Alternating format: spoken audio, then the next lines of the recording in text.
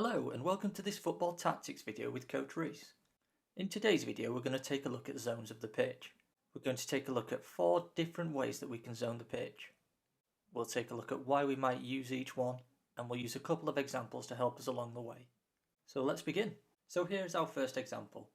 This is the more traditional method of zoning the pitch, and it involves dividing the pitch up into 18 equal zones. So this way of zoning the pitch is really good to assign roles and responsibilities to certain players.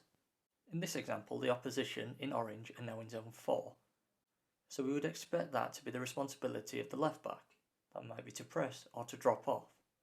But should the opposition be in a different zone, for this example in zone 10, the responsibility is on a different player, in this case the left wing. When using this zoning system and in possession, the main zone that we need to focus on is zone 14. This is considered the most dangerous zone. The reason for this is because where shots come from is where balls are played into the box for strikers to run onto to score. So with this in mind, we need to try and get our central attacking midfielder to receive the ball between the lines and in zone 14. This is because they tend to be our most dangerous players. Think about players who fit this profile: David Silva, Kevin De Bruyne. Think about the damage they cause from zone 14. So let's take a look at another way of zoning the pitch.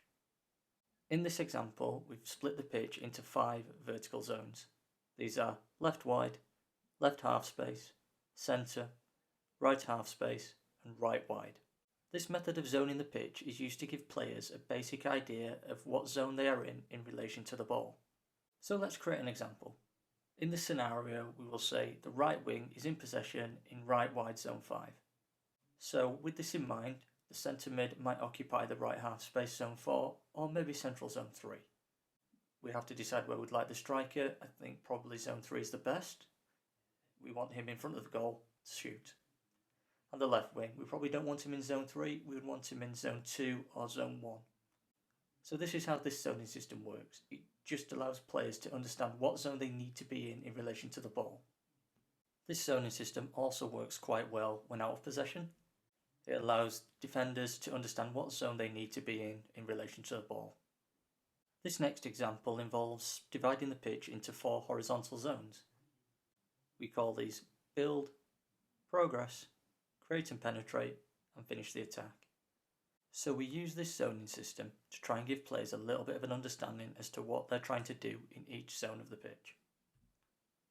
Our final example, on the face of it, looks a little bit more complicated. But if you actually break it down, it's a combination of all the previous 3 examples. If you look closely, you can see the 4 horizontal zones: build, progress, create and penetrate, and finally finish the attack. And again, if you look closely, you can see our 5 vertical zones. We've got left wide zone 1, left half space zone 2, centre zone 3, we've got the right half space, we've got the right wide zone 5.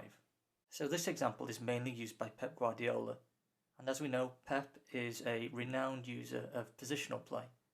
So this zoning system helps him coach his players and his players to understand how to play in a positional play system. So this zoning system helps players appreciate the distances they have between each other. In this zoning system, no 2 players will occupy the same zone. So as we can see here, the left back and the left wing are both in the same zone. And in reality, that's quite easy to defend against. If we were to bring an opposition player in, the opposition player can quite easily defend against both these players in this same zone. But if the left back and left wing increase their distances between each other and each go in a different zone, this now becomes a very difficult job for this opposition player to defend against both. So with the zoning system, the left back and left wing have a little bit more of appreciation of the distance that they have between each other. Pep Guardiola's teams are renowned for creating diamonds and triangles when in possession of the ball. The zoning system really helps this to happen. As we can see here, we have the centre mid and 2 cams and the striker all in a diamond. This is because of the zones. For example, if we move the cam into the centre zone, we now see that that shape is lost. But if the cam is back in this zone, we still have that diamond established, but we also have a second triangle established between this cam, the striker, and the right wing.